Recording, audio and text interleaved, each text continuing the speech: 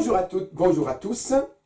Bienvenue dans cette vidéo qui concerne l'estimation de la moyenne par intervalle de confiance et dans le cas de figure où l'écart type de la population est inconnu.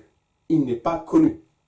Avant d'aborder notre exercice pratique, d'abord un petit résumé sur ce que nous allons faire, c'est-à-dire la formule qu'on va utiliser. Nous sommes en présence de l'estimation. L'estimation, c'est la même chose quand on dit statistique inférentielle. Deux façons pour estimer des variables aléatoires. L'estimation ponctuelle, ce n'est pas le cas de cette vidéo, ou l'estimation par intervalle de confiance. Est-ce qu'on est en présence d'une moyenne, c'est-à-dire est-ce qu'on veut estimer la moyenne par intervalle de confiance ou une proportion par intervalle de confiance? Cette vidéo concerne l'estimation de la moyenne par intervalle de confiance. Quand on veut estimer la moyenne, deux cas de figure, est-ce que l'écart type de la population est connu ou est-ce que l'écart type de la population est inconnu? Cette vidéo concerne le cas de figure où l'écart type de la population est inconnu. On ne connaît pas l'écart type de la population. Et bien, c'est quoi la formule qu'on va utiliser? Et bien, l'intervalle de confiance égale la moyenne moins T multiplié par ce que j'appelle S divisé par racine carrée de N. S, c'est quoi? S, c'est tout simplement l'écart type de la population estimée. C'est l'estimation ponctuelle de l'écart type de la moyenne de la population. Comment on le trouve, le S? C'est tout simplement, on prend l'écart type de l'échantillon multiplié par racine carrée de n divisé par n-1, n étant l'effectif de l'échantillon. C'est ça, le S qu'on retrouve dans notre formule. Et l'autre bord de l'intervalle, c'est m plus t multiplié par S, c'est-à-dire l'écart type de la population estimée par l'écart type de l'échantillon divisé par racine carrée de n. Voilà la formule que nous allons utiliser dans notre exercice que nous allons aborder à présent. Voici notre exercice. Un fabricant de piles électriques affirme que la durée de vie moyenne du matériel qu'il produit est de 170 heures. Un organisme de défense des consommateurs prélève au hasard un échantillon N 100 piles. Et on observe une durée de vie moyenne de 158 heures, avec un écart type empirique de 30 heures. Donc c'est ce qu'on a constaté sur l'échantillon de 100 piles. Les questions qu'on nous pose: déterminer un intervalle de confiance au niveau 0,99, c'est-à-dire 99% de seuil de confiance pour la durée de vie moyenne M. Et la question, parce que le fabricant, il a dit que ces piles durent, il s'est avancé, il a fait une publicité, il a dit la durée de vie des piles, c'est 170 heures. Alors là, la question 2, on nous dit, peut-on accuser ce fabricant de publicité mensongère? Et bien d'après nos calculs, on pourra juger, dire est-ce une publicité mensongère ou pas. Est-ce que la durée avancée par le fabricant, 170 heures de durée de vie de ces piles, est-ce qu'on les trouve dans l'intervalle de confiance qu'on va calculer? Bien. Alors vous avez remarqué, ici dans notre exercice, l'écart type, on va dire, l'écart type, alors on a la moyenne, on va dire qu'elle est avancée par le fabricant, mais c'est une moyenne à vérifier, donc on va dire, à calculer. L'écart type de la pile, on ne les a pas. Par contre, notre échantillon qui est égal à combien de piles? 100 piles, d'accord, nous a permis d'observer une moyenne de 158 heures, avec un écart type d'échantillon de 30 heures. D'accord. Et on nous demande de calculer cet intervalle au seuil de confiance, SC, seuil de confiance de 99%. D'accord? Voilà. Donc la formule, déjà, l'intervalle, je vais l'écrire tout de suite. Voilà l'intervalle. C'est M, la moyenne, moins T, multiplié par l'écart type de la population divisé par racine carrée de N. Et notre bord, c'est M plus t multiplié par l'écart type de la population divisé par racine carrée de n. Donc on est bien d'accord, la moyenne, on l'a. T, c'est à calculer, c'est le nombre d'écarts types T. Hein. T se calcule par rapport au seuil de confiance, on doit le calculer. L'écart type de la population, on ne l'a pas, mais on doit l'estimer par l'écart type de l'échantillon. N, on l'a, c'est 100. Vous voyez? Voilà, on a deux inconnus, on va dire. T et écart type de la population qu'il faut calculer. Bien.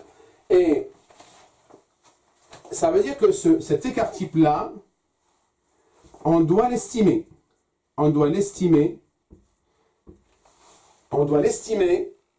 à partir de l'écart type de l'échantillon. Dans certains bouquins de mathématiques, tout ça, cet écart type estimé, souvent il écrit S comme ça. S. OK?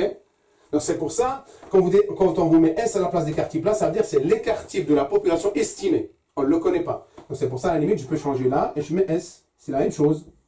Hein? Comme ça, vous n'allez pas vous embrouiller, il n'y a pas de confusion par rapport à ce que vous avez dans les cours. Hein? Mais c'est juste, S, ça veut dire que l'écart type de la population qu'on ne connaît pas, mais c'est un écart type estimé par l'écart type de l'échantillon. Mais comment on le calcule, ce S? Ce S qui est la même chose que l'écart type de la population estimée. D'accord? Écart type de la population estimée, c'est tout simplement l'écart type de l'échantillon multiplié par un coefficient n divisé par n-1. N divisé par n-1. Voilà la formule. Je prends l'écart type de l'échantillon qu'on a, 30, multiplié par racine carrée de n divisé par n-1, n étant l'effectif, donc multiplié par 100 divisé par 100 moins 1 divisé par 99. Donc je peux le calculer là. Donc je peux calculer tout de suite S, mais égal à quoi? Égal 30 multiplié par racine carrée de 100 divisé par 99. D'accord? Voilà. Et là, normalement, donc si je l'ai calculé, normalement je trouve 30,15. À peu près, voilà. S'il y a un arrondi, donc je l'ai arrondi. Voilà. Donc 30,15. Voilà. Ça c'est. Donc S, je peux remplacer par 30,15. Voilà. Donc ça, S, je l'ai trouvé. Donc je peux l'écrire là. Je peux écrire là. S. Là. J'ai trouvé. J'ai trouvé que c'était 30,15. Voilà. Donc j'ai trouvé à partir de cette méthode-là. Et maintenant, je vais effacer pour trouver T, en sachant que le seuil de confiance est 99%. Donc j'efface là. Donc, j'ai dit T se calcule par rapport au seuil de confiance. Et dès que vous cherchez T, comme je l'ai dit dans mes vidéos, automatiquement, vous écrivez cette équation. Vous écrivez 2 pi de T moins 1 égale 0,99. 0,99 étant le seuil de confiance. Et on développe ça, et on trouve pi de t. Regardez, pi de t, ça fait 0,99 plus 1. Ça fait 1,99 divisé par 2, et on trouve pi de t. Et normalement, on trouve pi de t égale 0,995. Vous voyez? Du moment que j'ai ça, vous allez dans la table de la loi normale, d'accord? Vous cherchez 0,995 ou la valeur qui lui se rapproche de 0,995. Au niveau horizontal, vous avez la valeur. Au niveau vertical, vous avez une valeur. Vous additionnez les deux valeurs et vous trouverez que T égale 2,58. Donc nous avons tout. Nous avons T, nous avons S et nous pouvons faire maintenant notre intervalle de confiance qui nous permet de vérifier si le fabricant a fait une publicité mensongère ou pas. Donc, rappelons-nous 2,58. Voilà. Et bien, du coup, je remplace. Hop, regardez. Ça fait 158 moins 2,58. D'accord? Multiplié par 30,15 divisé par racine carrée de 100. Ou divisé par 10, hein, c'est la même chose. Et l'autre bord, c'est 158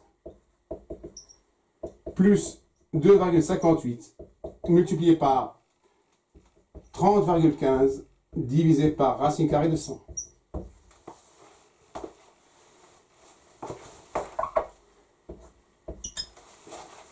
Voilà, 2,58, voilà. Et bien, une bonne utilisation de la calculatrice, et vous trouvez